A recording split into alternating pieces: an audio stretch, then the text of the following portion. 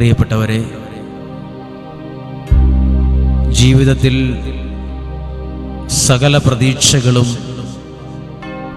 നഷ്ടപ്പെട്ടുവെന്ന് മനസ്സിൽ തോന്നുകയോ ചിന്തിച്ചുകൊണ്ടിരിക്കുകയോ ചെയ്യുന്ന ഏതെങ്കിലും ഒരു അവസരത്തിലോ മനസ്സിൻ്റെ അവസ്ഥയിലോ ആണ് ഈ വചനം കേൾക്കുവാൻ നിങ്ങൾ പ്രാർത്ഥനയോടെ ഒരുങ്ങുന്നതെങ്കിൽ, ദൈവവചനത്തിലൂടെ ഇന്ന് ദൈവവചനത്തിൻ്റെ ആത്മാവ് നിങ്ങളോട് പറയും. ജീവിതത്തെ ഓർത്ത്, സാഹചര്യങ്ങളെ ഓർത്ത്, ഇപ്പോഴത്തെ നിലവാരമോർത്ത്, ഇപ്പോഴത്തെ സാഹചര്യമോർത്ത് ഒട്ടും ടെൻഷൻ വേണ്ട. B calm, B cool. ഒന്നിനെ കുറിച്ചും അസ്വസ്ഥപ്പെടുകയോ ടെൻഷനോ വേണ്ട. ദൈവമെല്ലാം നിങ്ങളുടെ ജീവിതത്തിൽ ഏറ്റവും നന്നായി, ഈ ലോകത്തിൽ ആരും ക്രമപ്പെടുത്തുന്നതിനേക്കാൾ നന്നായി ഈ ദൈവം ഈ വചനത്തിലൂടെ നിങ്ങളുടെ ജീവിതത്തെ ക്രമപ്പെടുത്തും. നാളെയോർത്ത്, ജീവിതത്തെ ഓർത്ത്, ഭാവിയെ ഓർത്ത് ഒന്നും അധികമായ ആകുലതയോ ടെൻഷനോ ഭയമോ ഒന്നും വേണ്ട. ഈ വചനം കേൾക്കുന്ന നിങ്ങൾ ഓരോരുത്തരും ദൈവത്തിന്റെ കരത്തിലാണ്. നിങ്ങൾ ദൈവകരങ്ങളിലുള്ള ഒരാളാണ്. നിങ്ങളുടെ കുടുംബം ദൈവകരങ്ങളിലെ ഒരു കുടുംബമാണ്. ഒട്ടും ടെൻഷൻ വേണ്ട.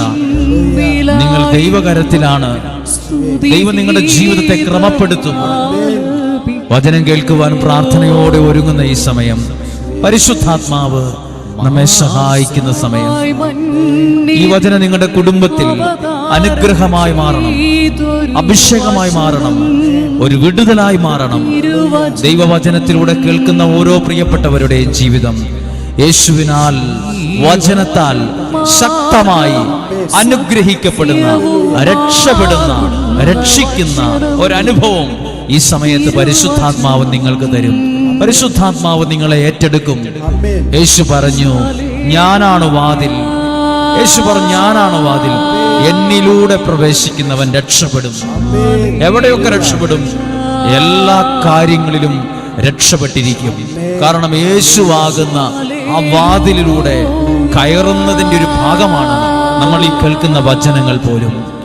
നിങ്ങളുടെ ജീവിതത്തിൽ ഒരു രക്ഷയുടെ അനുഭവം, ഒരു വിടുതലിന്റെ അനുഭവം, പ്രതീക്ഷയുടെ അനുഭവം പരിശുദ്ധാത്മാവ് ദാനമായി നിങ്ങളുടെ അടുക്കൽ കൊണ്ടുവരും.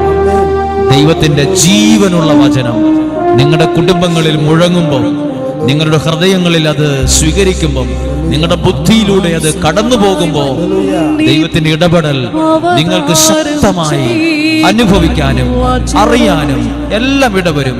പരിശുദ്ധാത്മാവ് നിങ്ങളെ സഹായിക്കുന്ന സമയം ശ്രദ്ധയോടും പ്രാർത്ഥനയോടും പ്രതീക്ഷയോടും കൂടെ ഈ വചനങ്ങൾ കേൾക്കാൻ നിങ്ങളെ ദൈവം സഹായിക്കും.